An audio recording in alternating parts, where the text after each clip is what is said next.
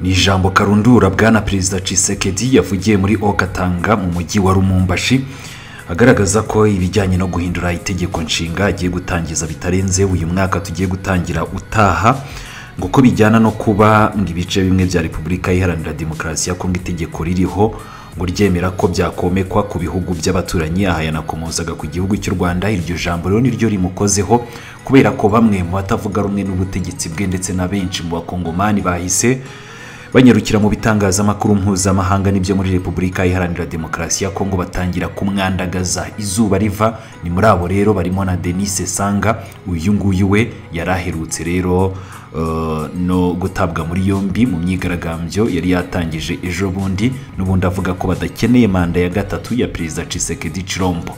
Mu ijambo rero yavuze ku munsi w'ejo niryo rero ryatumye uyu bwana Denis Sanga ako kanya ahita muhagurukira mu ijambo rikomeye cyane ugiye gukomeza ukurikira. Yanamugaragarije ko ibyo kubeshya ko ibice bimwe byaba byenda komekwa ku bihugu by'abaturanyi ngo ni ikinyoma cyambaye ubusa, bityo ko rero uyu mu perezida ngatarakwiriye kubyitwaza mu mbwirwaruhame akomeje kugenda avugira mu bice bitandukanye bya Repubulika Iharanira Demokarasi ya Kongo. Reka rero tudatinze ijambo kurindi twiyumvire neza ibyo uyu Denis Sanga yavuze ubwo yandagazaga uyu Perezida Tshisekedi Chilombo ku munsi w'ejo wihanukiriye akavuga ko itegeko nshinga impamvu agiye kurihindura ngo ryemerera kino gihugu gutakaza bimwe mu bice byacyo bikajya ku bihugu by'abaturanyi. Je viens de suivre le second discours de M. Tshisekedi sur le changement de la Constitution à partir de Lubumbashi après celui de Kisangani. Un discours qui oscille entre les mensonges et les menaces en guise d'argument pour justifier. Mvuye kumva ijambo rya kabiri rya bwana Tshisekedi ku mpinduka z'itegeko nshinga ryavugiwe i Lumumbashi ni nyuma y'iryo yavugiye Kisangani. Iryo jambo rikubiyemo ibinyoma by'iterabwoba byifashishwa nk'impamvu yo gushyigikira izo mpinduka z'itegeko nshinga ry'igihugu cyacu. Ibi rero biragayitse ku rwego rw'umuyobozi w'igihugu ndetse bigatera icyizere rwose gike manda y'ejo hazaza. Ninde wabwiye uyu bwana Chilombo ko afite inshingano zo gushyiraho imbago mu biganiro birebana n'uyu mushinga wo guhindura itegeko nshinga akoresheje iterabwoba ry'urubanza ku bitekerezo binyuranye? Ngo ni ukwirinda harya manipulation. Icyo ni ikinyoma. Reka mbwire bwana Tshisekedi ko manipulation ari ibi bikurikira. Icyambere, igihe wemeza ko ari itegeko nshinga ritakubuza kurwanya ruswa, kunyereza umutungo ndetse no gusesagura umutungo wa rubanda bikorwa n'abagushigikiye, inshuti zawe ndetse n'abakozi bawe. Icya kabiri, igihe uhamya ko ari itegeko nshinga ritakubuza kuzamura imibereho y'abakongomani, kongera ubushobozi bwabo bwo kugura ibyo bakeneye, guha urubyiruko akazi, gutanga amazi n'amashanyarazi, kubaka imihanda, ibitaro n'amashuri byujuje ubuziranenge kuri bose.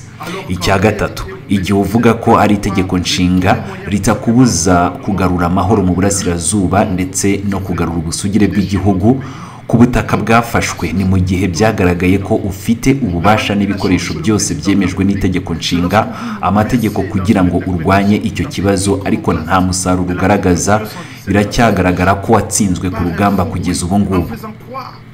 Manipulation bwana Chilombo niyo usobanura nabi ingingo ya 217 y'itegeko nshinga ugatera abaturage ubwoba ko iyo ngingo ishobora gutuma Kongo itakaza ubutaka bwayo ikabushyikiriza ibihugu duturanye. Niba koko iyo ngingo uri kuvuga ku Kiso Etienne Tshisekedi ubwo yirirwaga yandika ibijyanye n'inkuru z'itegeko nshinga kwa 24 Kamena 1967 ubwo yarafatanyije n'umukuru w'igihugu Mobutu kuki ibyo byose atabivumbuye kandi birirwa uvuga ko ari we ugenderaho.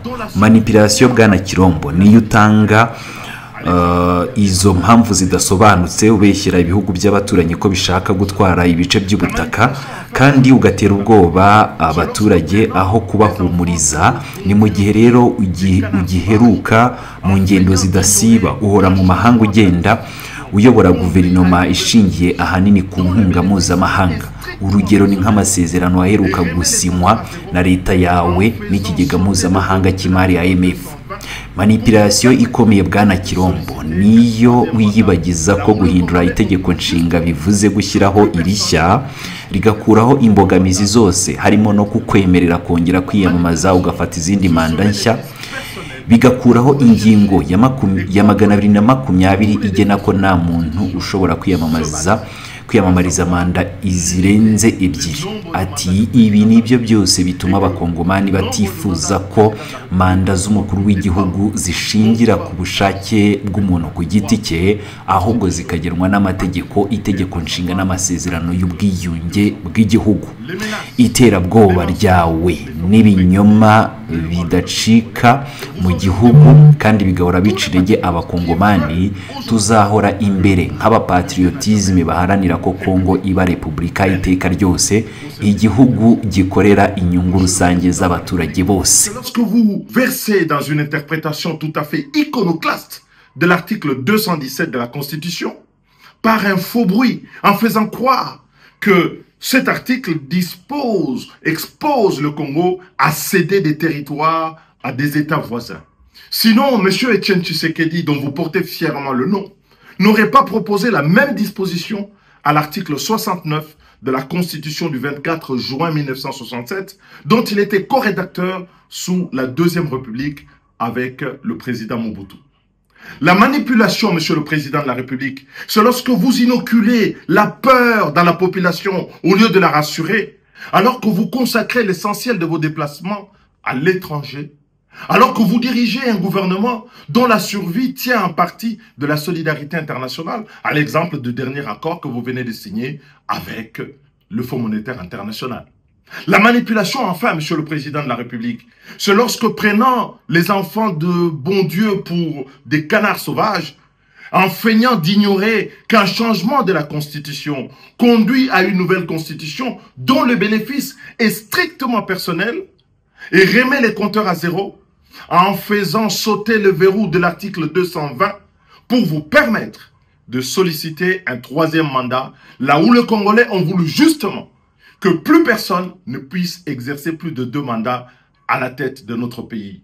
La manipulation, c'est ce bénéfice personnel que vous recherchez et contre lequel tous les défenseurs de la Constitution se battent, à savoir limiter le nombre de mandats du président de la République et que le nombre de mandats du président de la République ne doit plus dépendre du bon vouloir du prince, mais de la loi, la Constitution, le pacte républicain, à savoir l'article 220.